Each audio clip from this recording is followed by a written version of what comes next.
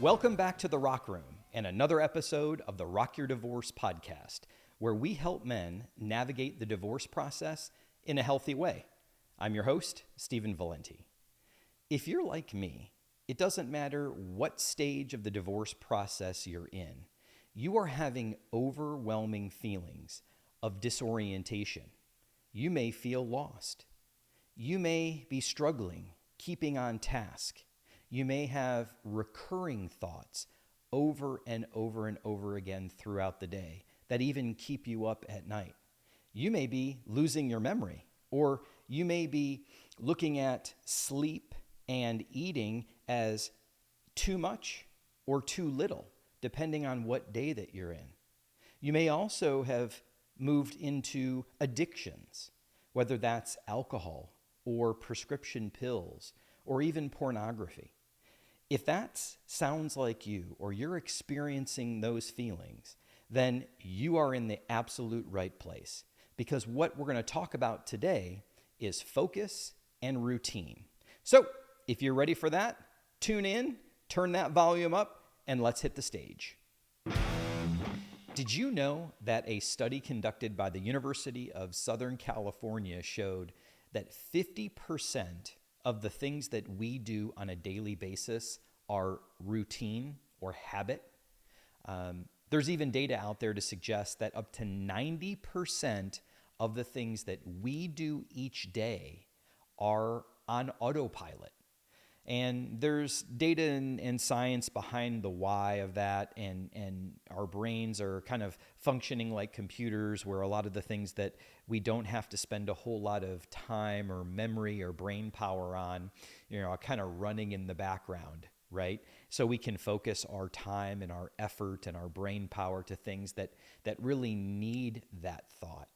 But the problem is that when you're thrown into the divorce process and all of the feelings and emotions and uncertainty that comes along with that, what happened to me was that I felt like my brain all of a sudden started to short circuit a little bit, right? I felt, as I said earlier on, I felt very disoriented. I lost focus. I wasn't able to, complete certain tasks, or I'd forget about what I was doing, or I'd have these recurring thoughts, these recurring dreams. I would almost like an obsess over certain things that were going on just in order to make it through hour by hour and day by day. I'll tell you a little story. I'm a routine guy. I'm a process guy. And one of the strengths that I think God has given me is He's given me organizational skills. He's giving me time management skills. And I never really had a problem utilizing those, whether it was in my personal life or in my professional life. In fact, I felt like that was something that I brought to my marriage. That was some of the strengths that I brought to my marriage in order to help the marriage and the family get along, right? And be productive and be successful and all the things that I felt like came with those characteristics. The problem is that when I stepped into the divorce process and all of these things began to change, I really felt like, as I've spoken about in the past with that scene in the Rockstar movie, I really felt like I hit and I was disoriented, right? I didn't know, and I couldn't regain that focus. And so as I was, trying to get my bearings back and everything else, I read something that said that in a little more than 21 days, you can completely and totally take something and make it become a habit or a routine. And that got me thinking about, okay, there's that kind of old discussion, if you have something and you want to make it faster or better or more efficient, you're working through processes, you're working through things, and you're trying to make what you have better. The first question that you should ask yourself is, should I be doing this at all? So it doesn't matter if you have something going on in your life and you're trying to fine tune it, you're trying to fix it, you're trying to, see if you can become more efficient with it. It really happened to deal with, should I be even doing this, whatever this is, at all? And that's when I kind of had almost an epiphany moment. It was very early on in the divorce process, and I really started to feel like my 24 hours in a day, I wasn't utilizing, I wasn't maximizing. I felt like I was, wasting away, and I couldn't get control over things. And that's when I thought, you know what? I have to revisit, should I be doing any of this at all? And if so, what am I going to do? What's the most important thing? And that was kind of the precursor to what I've mentioned in the past are the 7 key areas of life that if you focus on, if you are very consistent and you're very structured and you're deliberate and you're intentional about focusing on just those simple 7 areas of your life, you can completely and radically change not only during the divorce process, but really set yourself up for success and thriving and living life post-divorce. So let's talk a little bit about the 7 key areas. And one of the things that I'll promise you is that in subsequent episodes, we're going to focus not only they're kind of categories, right? The 7 key areas are categories. We're going to focus on very specific parts of those categories, and I'm going to give you, tangible, practical things that you can do each and every day underneath those 7 key areas that really made a difference in my life, and they still make a difference in my life today, and of course for the life of my children, for my friends and my family, for my job. It really was more of a holistic approach on those 7 key areas. And in my mind, I was thinking about, okay, how do I define what these 7 key areas are, and what's the visual that I have when I think about these? And really it came up with 2 things. So I'll let you pick which one you like better. The first one, especially based on music, is that they're really associated with the 7 music notes, right? So for those of you that play music, for those of you that love music and even know just a little bit about it, there's 7 notes on the music scale, A through G. And, each of those has its own flavor, its own flair. It's, it builds on its own, whether it's chords. And I really started thinking about those 7 key areas like music notes. But the one that really stood out for me anyway, was I really visualized a sound mixer, or if you want to call it, even a graphic equalizer, right? Where you have 7 bands, you have 7 channels. And in a perfect world, you would have all of those 7 key areas of your life equal, right? You're humming along and everything is fine. And when you start taking a look at the 7, there may be times during your divorce process, right? Depending on what stage you're in that divorce process. I found myself sometimes each and every day during the day adjusting those 7 key areas of my life just to get through the day. But I needed to focus on those 7. I needed to have those 7 key areas in my life each and every day. And so I'll go very quickly through them. Like I said, they're going to be covered in subsequent episodes.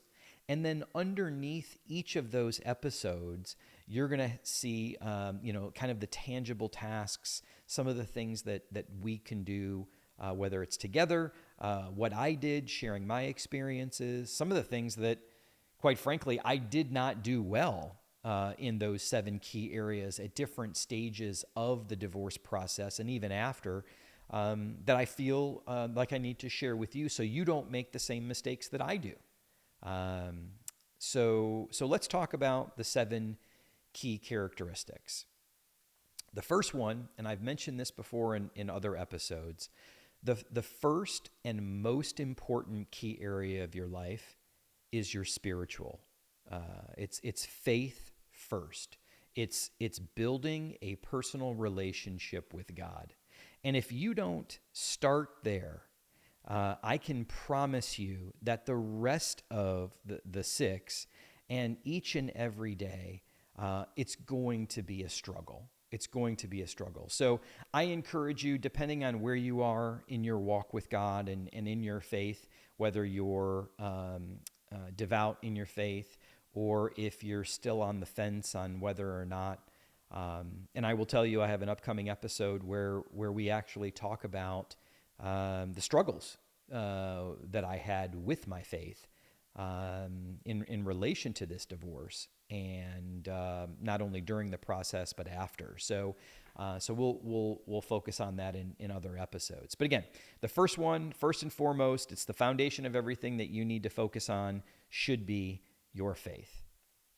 The second key area of your life really focuses on, and I mentioned this in an earlier episode, that your mental state and your mental mindset are absolutely key to the success that you will have not only during the divorce process, but well after the process is over, because you still have a life to live and healing to do.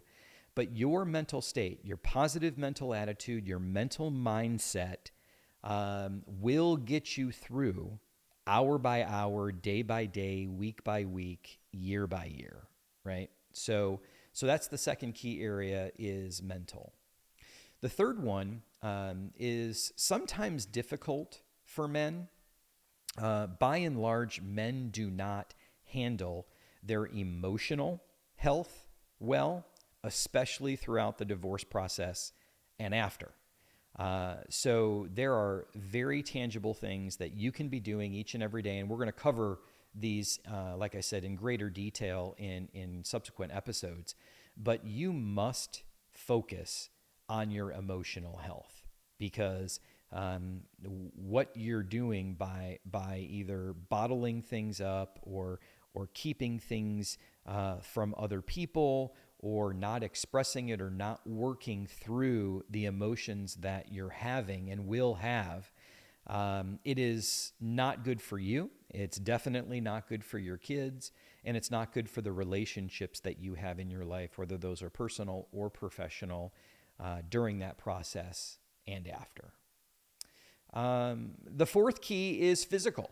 So when you take a look at, kind of how your body acts, how your body reacts, there are a lot of studies out there, and I'm going to share a lot of data and a lot of things that I found in going through the physical portion of what it meant for divorce. But I will tell you that by focusing on your physical health and keeping yourself in shape, getting yourself in shape, divorce is not for the weary. And it's amazing how much the physical aspect of those 7 key areas worked in my life to help some of the other key areas, whether that was mentally, whether that was emotionally, definitely physically.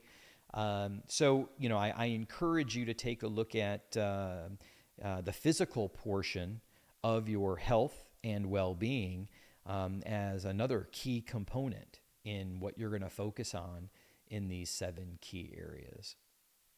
The remaining ones, after physical, you have to look at good, bad, right, or wrong, the financial portions of what it means, not only during your divorce process, but after.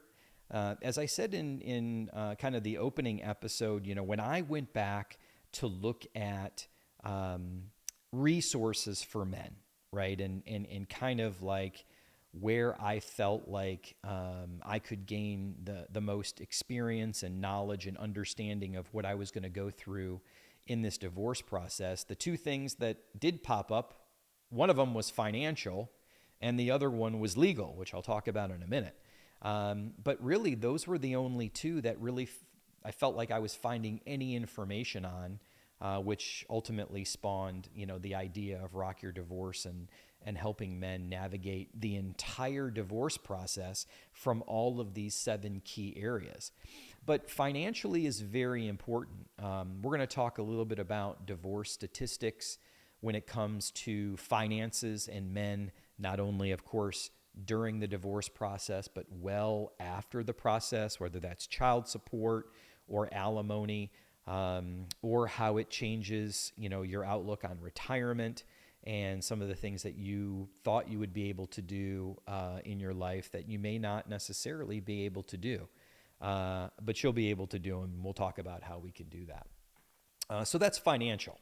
I think one of the forgotten ones that I really needed to focus on, and quite frankly, it gave me an opportunity to kind of find a peace and productivity, was the professional aspect of your life. So this is really your career. This is, really your vocational calling. You need to focus on your professional life, and there's going to be a lot of information that I'll be able to share with you when it comes to the best way to do that, and how you can, quite frankly, excel in your professional career during and after your divorce, which is going to be ultimately, a very helpful piece when it comes to looking at the financial aspect of your life post-divorce. So that's professional. And the last one that I mentioned, of course, everyone thinks of first when it comes to going through divorce. That's the legal aspect of divorce. So the key area of life is legal. I will tell you that I learned so much about legal processes. Unfortunately, I almost felt like at times I got like a partial JD going through this divorce, because there was so much that was included, so much that I learned, so much that I thought that I knew about the legal aspects of divorce that I had no clue about, even in doing some research.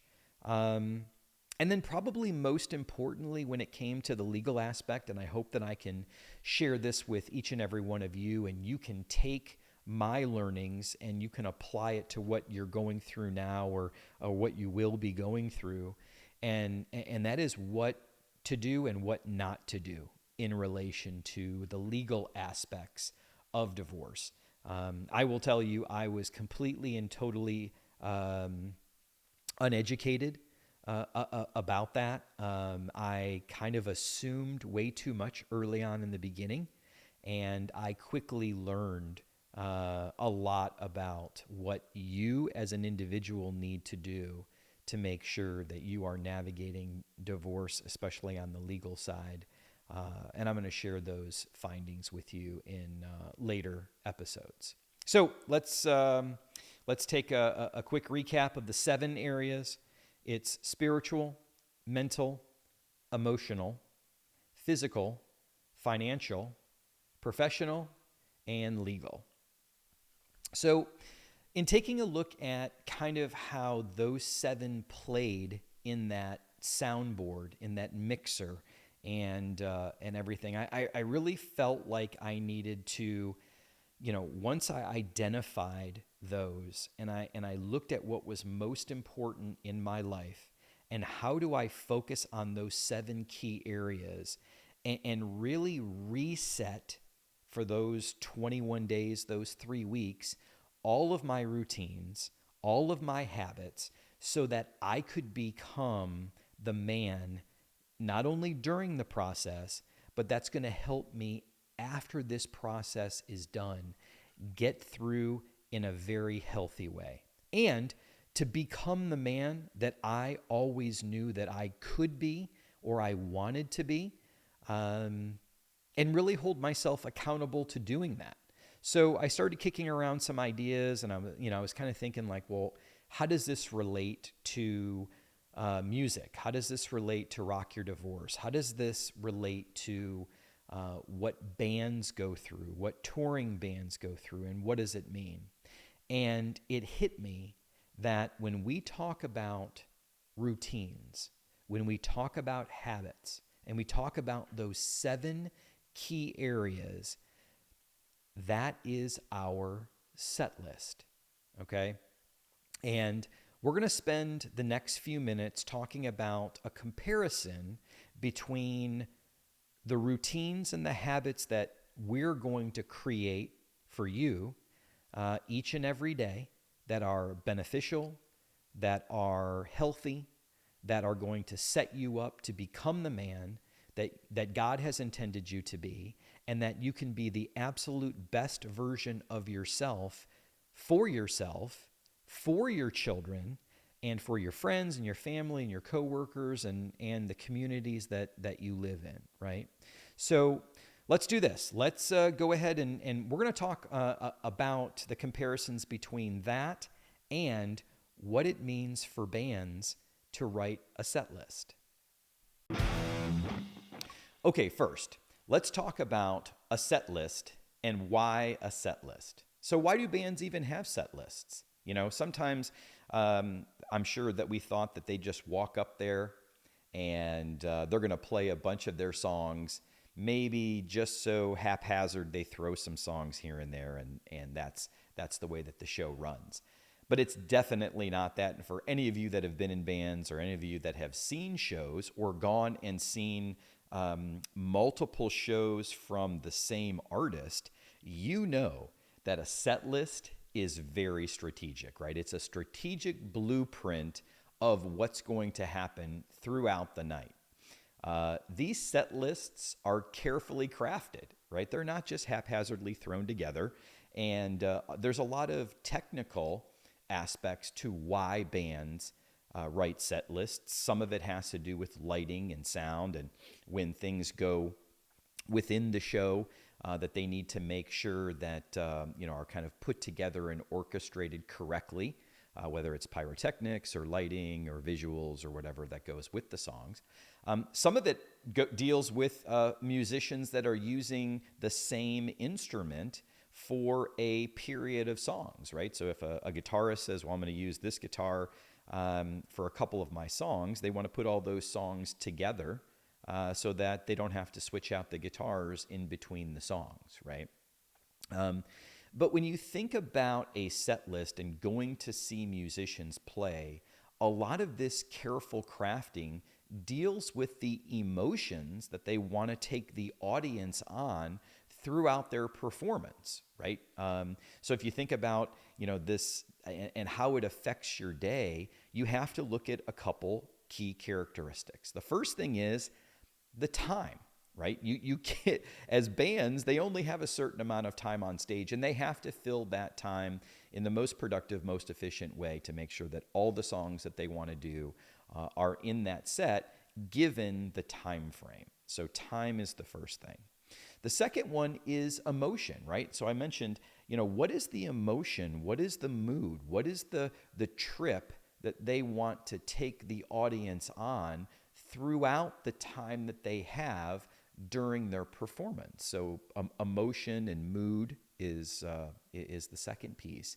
And really, a set list can reflect the vision that the band wants to show, the values that they have going on, the messaging that they want to bring to that audience throughout the whole thing. So that's kind of what a set list does. I'll share with you. You're looking at the set list that I had. Metallica came to Nashville a few years ago, and I just so happened to have a chance to meet them for the first time. Got to spend quite a long time with each member of the band. And I had them sign the set list for that night, which was a tremendous experience for me as a huge Metallica fan, not only growing up, but even today. So that's the what you're seeing on screen right now. So let's talk a little bit about how does the set list theory match with your daily routines? Well, the first and foremost, it's pretty easy. We all have only 24 hours in a day, right? So if you think about our daily performance and what we have to plan for, what are our routines and what are our habits that are going to make sure that we stay focused and intentional and deliberate within our 24 hours a day to be the best that we can be each and every day. So the first piece is we have to make sure that we have that time and that we maximize the time to ensure that everything is structured, we achieve an order to our lives. And a lot of that is based on our daily agenda, right? So we have to take that time into consideration. There's things that you have to do that you block out. You have to sleep, right? You have to eat. And we're going to talk about nutrition and diet and everything else in a subsequent episode. You have to work. Let's hope that we're all still employed and everything else is going on. But you have to put time away to work. And then everything else around that, some of those non-negotiables per se, we have to start to fit in the most important, most deliberate, most intentional habits and routines throughout the day to be healthy, to remain healthy across all those 7 key areas of our life so we can be the best for us, our children, our profession, and everyone around us. So when you're constructing your set list and you start to look at what's most important to you and how do you do that, the agenda piece to this, maximizing the time that you had and what works best for you from a mood and from an energy and from a productivity standpoint is where you are in control. So like, for example, let's say that you work out best in the morning, or you want some high energy type of start to your day. There are those of us that if we don't work out the first thing in the day, we're not going to work out the rest of the day, right? You know that about yourself. You need to take that into consideration when you start building your agenda, when you start forming your habits, when you start identifying those routines that you're going to have each and every day. So that might be what you'd like to do. For me, what I do is I have my quiet time in the morning. And we're going to talk about things that we can do on all key areas. Like I said, where I'll give you tangible things that you can do, you can implement these practices each and every day that will maximize those 7. But for me, my routine is I do my morning reflection with God, my daily gratitude journaling, my meditation, all of that in the morning. That's when I have my quiet time. And then that gives me the opportunity to kind of level set the day, take a look at everything that I'm grateful for and everything that's going great in my life, and really sets the tone for the rest of the day for me.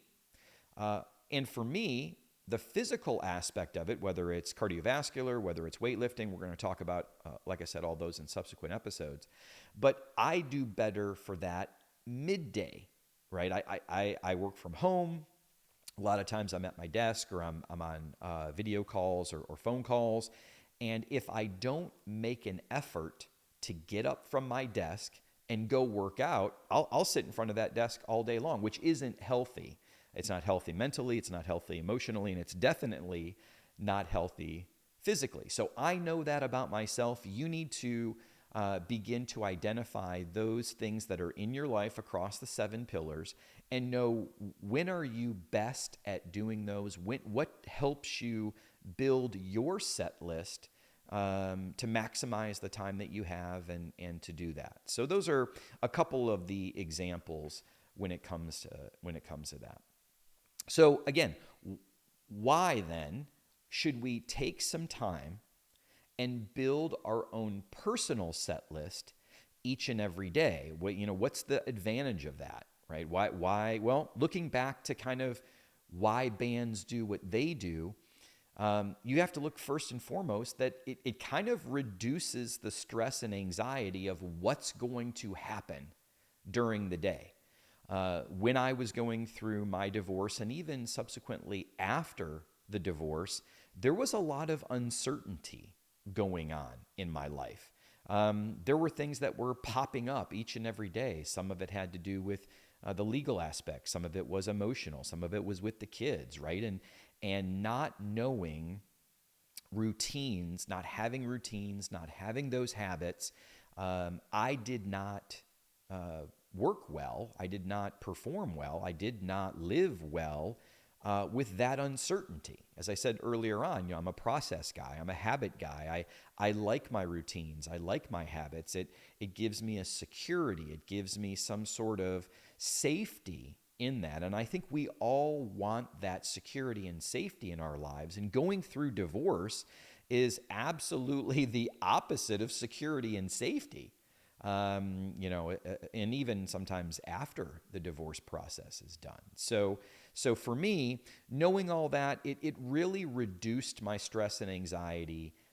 It put some patterns in my day that I looked forward to, that I knew what was going to happen, and that was big for me. So reducing stress and anxiety.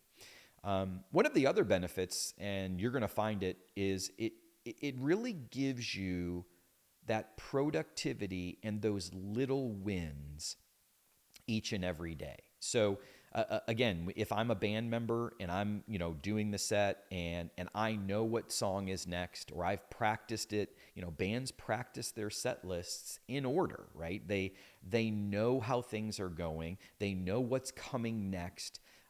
So that's not only reducing stress, but those are little wins each and every day. And you're going to see across the 7 key areas of your life, if you're implementing these things that I'm going to share with you, you're going to have hourly and daily and weekly wins that all stack up over time, that you'll be able to look back and really feel accomplished. You'll feel like you've succeeded in what you're trying to do, not only in this process, but well after. You'll have a chance to take a look back, maybe even months or years later, and really feel that sense of accomplishment of what you went through, how you got through it, and what you became for the people that love you the most importantly, yourself. So those little wins rack up each and every day, and I think that's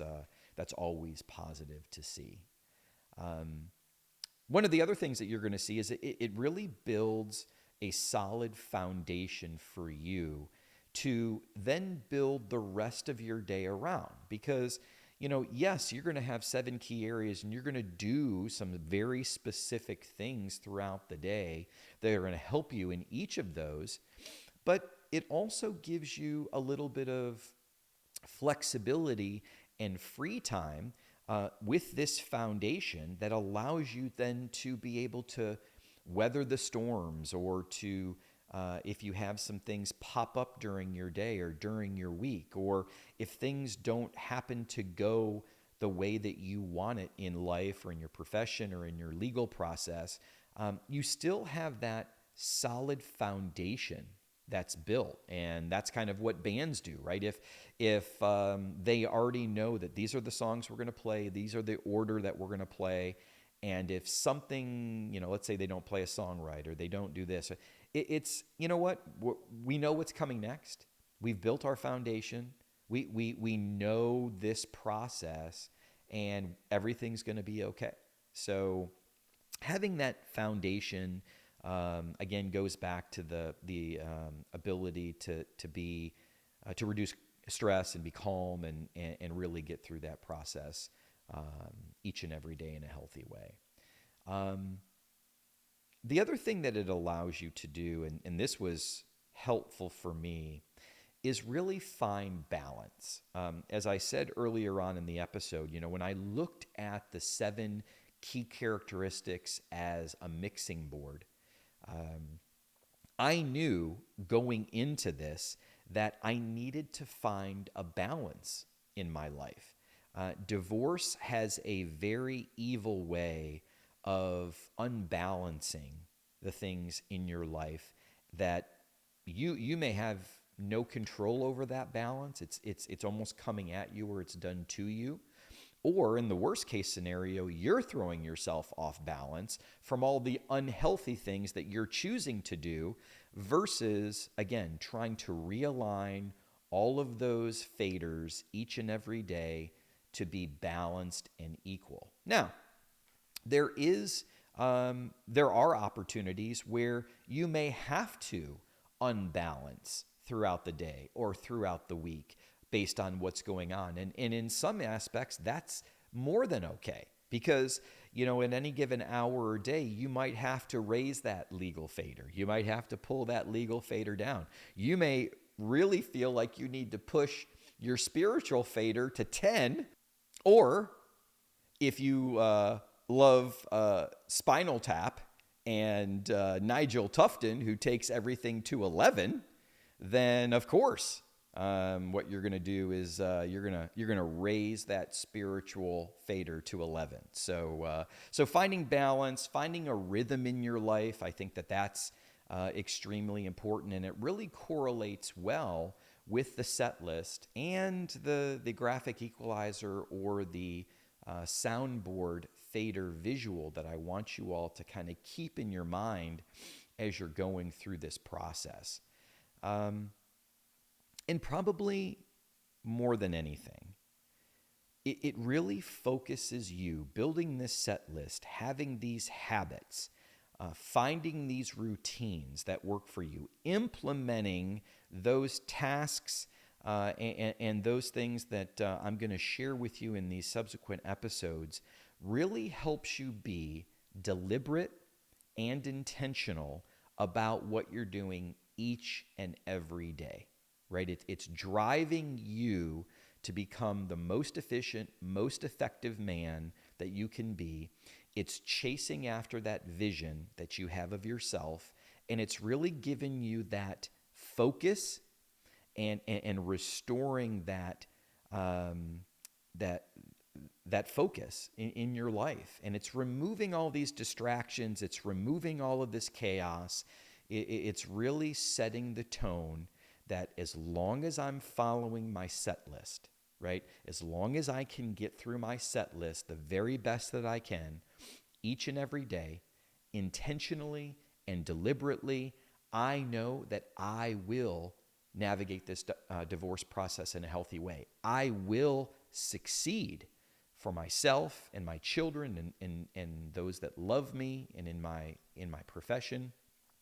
So I encourage you to take that idea, that concept of a band's set list, and then apply it to your each and every day, your 24 hours that you're given, that your performance lasts each and every day, and find that time for those 7 key areas and balance it out in life with some of the successful tips and tricks that I'm going to tell you here in these subsequent episodes. So with that being said, head on over to www.rockyourdivorce.com and schedule a free 30-minute phone call with me, because I know that I can help you navigate your divorce process in a healthy way. And if you would, please like and share the Rock Your Divorce podcast with other men out there that you think that would benefit from its message. That's it for today's episode. I'll see you next time in the Rock.